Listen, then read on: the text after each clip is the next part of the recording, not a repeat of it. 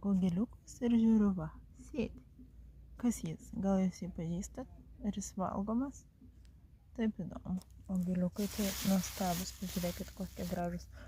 Pagalvojau, iš tiesų iš pradžių galvojau, kad dėsiu į vainikus kalėdinius ir panašiai, betgi atsiminiau, o pažiūrėkit, dar kokia baružėlė graži.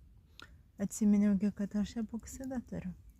Tad su epoksidu irgi labai gražių dalykų galima padaryti, turint štai tokius gamtos gėrius. Labai gražu. Tai va, o dar viršui manęs kažkur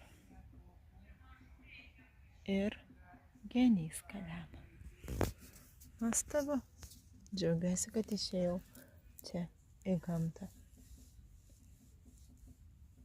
Smagu pabūt gamtoje.